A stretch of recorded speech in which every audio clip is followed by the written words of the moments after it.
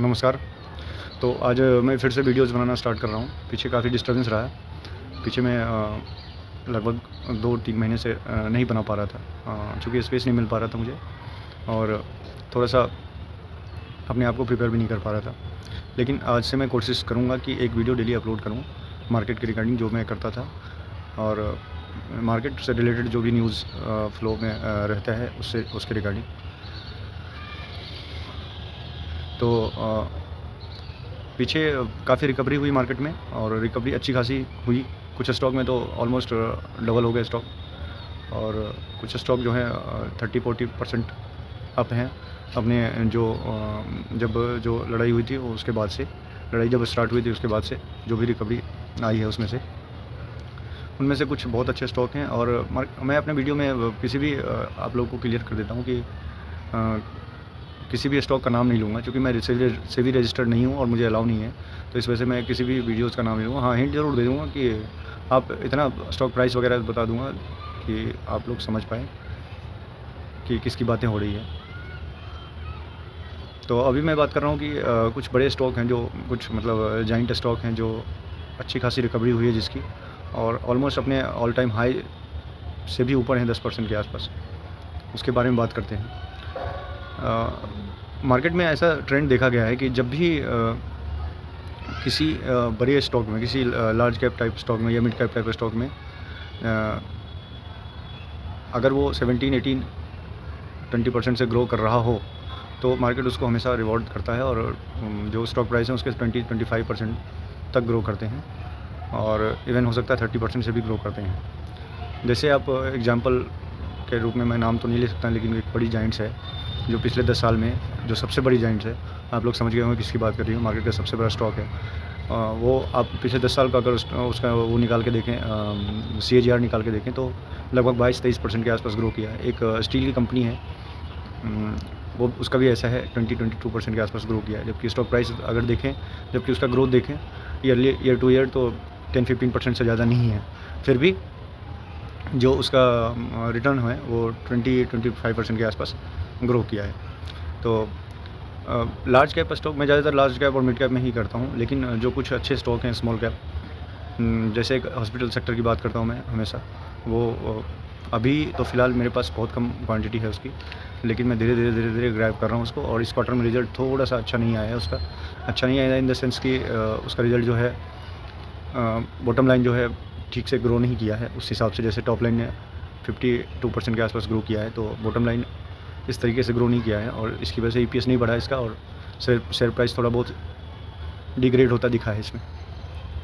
तो कुछ अच्छे स्टॉक हैं जिसमें स्मॉल कैप, उसमें तो मैं करता हूँ, लेकिन ज़्यादातर मैं लार्ज और मिड कैप में ही करता हूँ जो नीचे गिरे होते हैं। जैसे एक मैं बात करूँ आपको, ऑटो सेक्टर की कंपनी है, एक अच्छी कंपनी थी, मैंने पीछे उसको एक्यूमुलेट भी किया था और हैवी व्हीकल भी आते हैं उसके काफ़ी, और लाइट व्हीकल भी आते हैं, लाइट व्हीकल भी बनाती है वो। और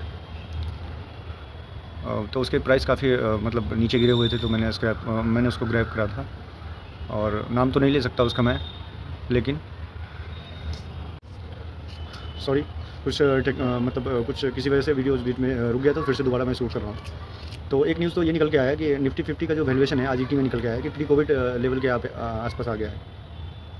मतलब इन्वेस्ट करने का एक अच्छा टाइम है अभी। और कुछ लेकिन स्मॉल कैप वगैरह जो अच्छे स्टॉक हैं वो अपने ऑल टाइम हाई पे ऑलमोस्ट पहुंच चुके हैं। कुछ ही स्टॉक हैं जो अपने ऑल टाइम हाई से नीचे हैं, 10-15% के आसपास। लेकिन बहुत ऐसे जो अच्छे स्टॉक हैं, जैसे कि हॉस्पिटल सेक्टर का स्टॉक है, वो ऑल टाइम हाई पे भी चल रहा है। हालांकि उसका रिजल्ट उतना अच्छा नहीं आया। मैं पहले बताया हूँ कि अपने वीडियोज़ में मैं किसी भी स्टॉक का नाम नहीं लूँगा। क्यों? क्योंकि मैं सेबी रजिस्टर्ड नहीं हूँ और मुझे अलाउ नहीं है कि मैं नाम ले सकता हूँ, और इतना बड़ा इन्वेस्टर नहीं हूँ कि किसी भी नोटिस को मैं झेल सकूँ, किसी भी लेटर या चिट्ठी को मैं झेल सकूँ। इस वजह से मैं किसी भी स्टॉक का नाम नहीं लूँगा। हाँ, इतना ज़रूर हिंट कर दूँगा कि आप समझ जाओगे किस स्टॉक की बात कर रहा हूँ, स्टॉक प्राइस से या जो भी उसके रेशियोज़ हैं उससे। तो एक हॉस्पिटल सेक्टर का स्टॉक है जो जिसका रिजल्ट अच्छा नहीं आया, लेकिन ये स्टॉक ज़्यादा मुझे नहीं लगता गिरता हुआ दिख रहा है। 2-3% की इसमें गिरावट आ जाएगी ऑल टाइम हाई को टच करने के बाद। 920 इसका ऑल टाइम हाई है और वहीं 920 इसने ऑल टाइम हाई बनाया है बिफोर रिजल्ट, और उसके बाद ही ये थोड़ी सी डाउन इसमें देखने को मिला है, थोड़ी सी डाउनफॉल इसमें देखने को मिला है।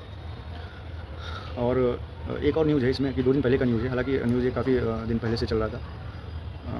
कि मतलब एक स्टॉक है स्टॉक एक्सचेंज का, जिसको इसमें निफ्टी 50 में शामिल किया जाएगा और किया गया।